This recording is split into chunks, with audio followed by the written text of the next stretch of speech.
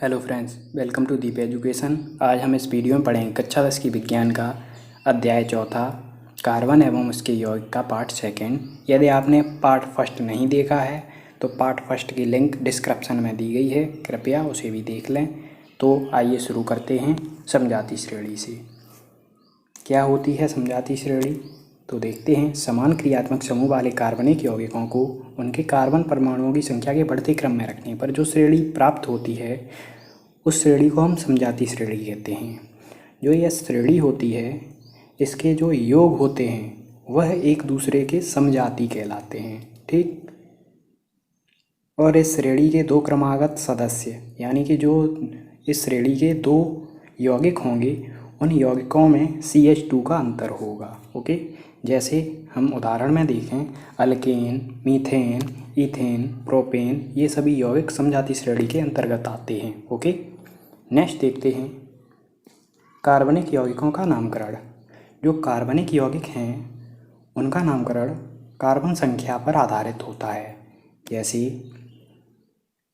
Number 1 math, 2 eth, 3 prop, 4 but, 5 pent, 6 hex, 7 hept, 8 oct, 9 non, 10 dec. Okay, आइए देखते हैं। यौगिक में 3 कार्बन परमाणु संख्या वाले यौगिक का नाम प्रोपेन होगा। यहाँ देखिए, नंबर 3 कार्बन संख्या है, उसका नाम प्रोप से स्टार्ट होता है। ओके, नंबर 2 है प्रकार्यात्मक समूह की उपस्थिति को इसके पूर्व लग्न या अनुलग्न के साथ यौगिक के नाम के साथ दर्शाया जाता है। पूर्व लग्न यानी आगे का भाग, अनुलग्न यानी पीछे का भाग। जो यौगिक का आगे का नाम स्टार्टिंग होता है, जैसे मेथेन का मैथ, एथेन का एथ, ये पूर्व लग्न नाम है। तथा अनुलग्न नाम जैसे एल्कोहल, जो एल्कोहल में ओल शब्द आता है वह अनुलग्न नाम होता है। ठीक।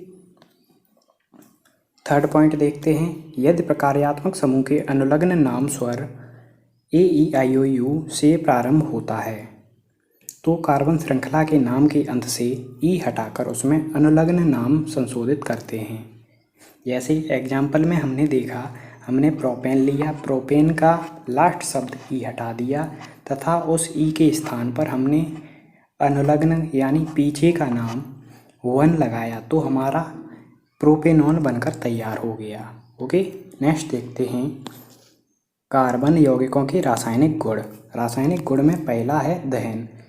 किसी पदार्थ को वायु की उपस्थिति में जलाकर ऊष्मा उत्पन्न करना दहन कहलाता है। नेक्स्ट पॉइंट है कार्बन यौगिकों का दहन करने पर यह ऊष्मा के साथ कार्बन डाइऑक्साइड और जल भी देते हैं। एग्जाम्पल में हमने मेथेन का वायु की उपस्थिति में दहन कराया तो हमें कार्बन डाइऑक्साइड, जल, ऊष्मा और प्रकाश प्राप्त हुआ।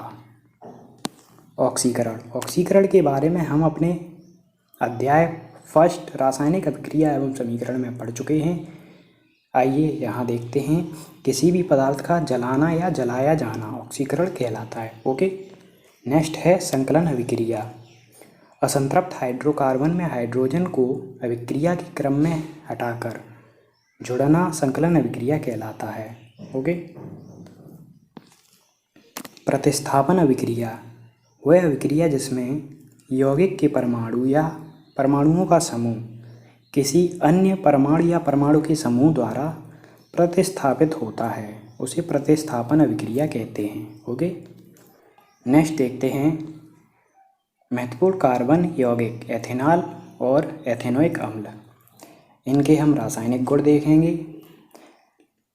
जब लिटमस का अभिक्रिया एथेनॉल से कराते हैं तो यह रंग नहीं बदलता है और जब एथेनोइक अम्ल से कराते हैं तो यह नीले लिटमस को लाल कर देता है। ओके, जब सोडियम की अभिक्रिया एथेनॉल से कराते हैं तो यह हाइड्रोजन गैस उत्पन्न करता है तथा एथेनोइक अम्ल से कराते हैं तो यह अभिक्रिया सोडियम से नहीं करता है।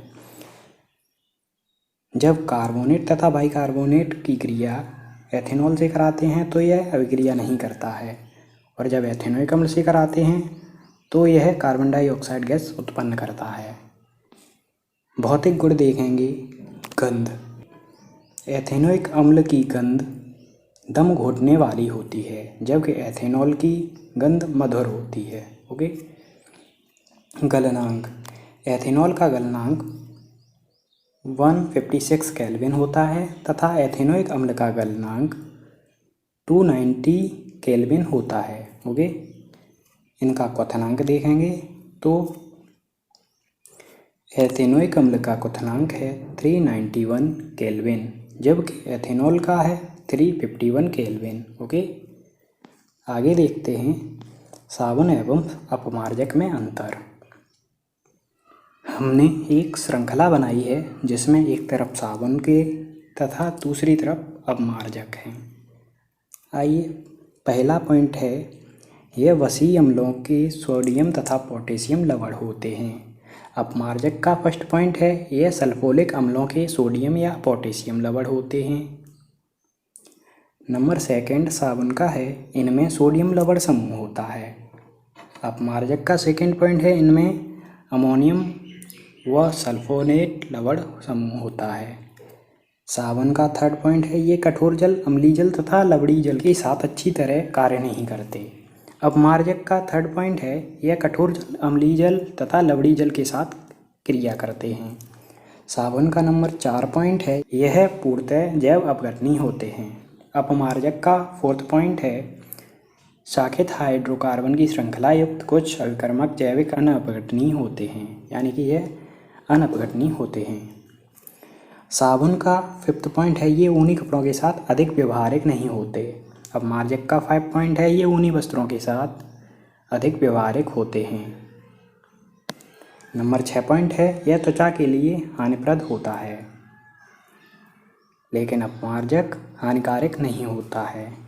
साबुन का 7 पॉइंट है, ये जल में घुलने में समय लेते हैं। अपमार्जक का 7 पॉइंट है, यह जल में तीव्रता से घुलते हैं।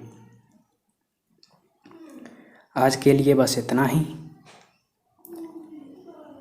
यदि आपको हमारी वीडियो पसंद आई हो तो please like, share and subscribe my channel, और हमारी वीडियो की नई अपडेट के लिए please press the bell icon. Thank you for watching.